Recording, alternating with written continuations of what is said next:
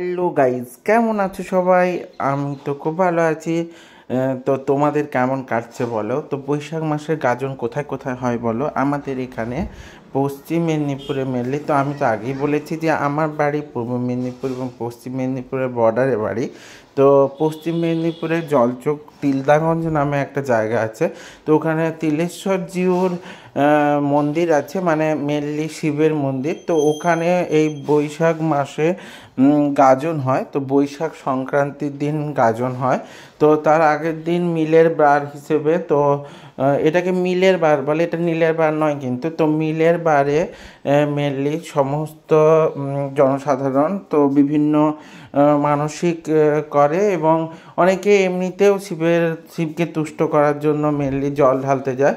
তো আমাদের পূর্ব মেদিনীপুরে তমলুক নামে যে জায়গা, তো ওখান দিয়ে হলদি নদী মানে গঙ্গা মেনলি গিয়েছে। তো ওখান থেকে জোয়ারের জল তুলে নিয়ে এসে প্রায় ধরে নাও 35 থেকে 40 কিলোমিটার দূর থেকে মানুষ জল মানে বাঁকে করে, মানে কাঁধে করে নিয়ে এসে মেনলি জল ঢালে। তো মিলের আগের দিন রাতে ওরা জল নিয়ে ফিরছিল, যদি বা তার আগে ওরা যখন যায়, তো আমি তার ক্লিপ নিতে পারিনি। তো মেনলি হচ্ছে ওরা যখন ফিরছিল সেই রাতের ক্লিপ নিয়েছি এবং সকালের ক্লিপগুলো নিয়েছি যারা যারা যাচ্ছিল। তো এর মধ্যে আমার খুব এক্সাইটিং লাগছিল, তো যে এরা কত কষ্ট করে অত দূর থেকে জল নিয়ে আসে, তার উপর আমাদের এখানে রাস্তা হচ্ছে, ওদের হাঁটতে ভীষণ কষ্ট হচ্ছিল, কারণ খালি পায়ে ওই 40 কিলোমিটার রাস্তা হেঁটে হেঁটে আসা, ওটা তো খুবই ব্যাপার। তার মধ্যে একটা জিনিস আমার চোখে পড়েছিল, যেটা হচ্ছে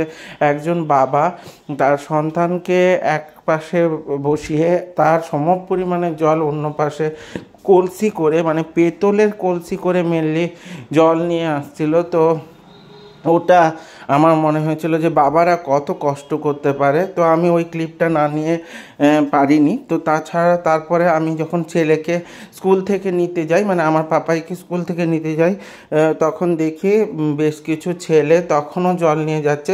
তখন অলরেডি 10টা 5 বাজে। তো 10টা 5-এ প্রচুর পরিমাণে রোদ্দুর বেরিয়ে গেছিলো, তার মধ্যে দিয়েই ওরা হাঁটছিল।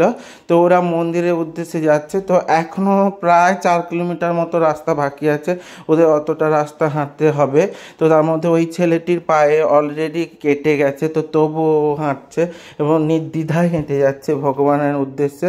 তো এই ভগবানের প্রতি বিশ্বাসের উপর ভর করে মানুষ কত কি করে ফেলতে পারে, তাই বলে বিশ্বাসে মিলাই বস্তু তর্কে বহুদূর। তো বিশ্বাসের উপর ভর করে মানুষ এগিয়ে যাচ্ছে। তো তোমাদের এই ভিডিওটা কেমন লেগেছে বলো? যদি ভালো লেগে থাকে তাহলে লাইক কমেন্ট শেয়ার করে দিও, আর ইউটিউব চ্যানেল থেকে দেখলে সাবস্ক্রাইব করে দিও অবশ্যই। তো ভালো থেকো, সবাই সঙ্গে থেকো, টাটা।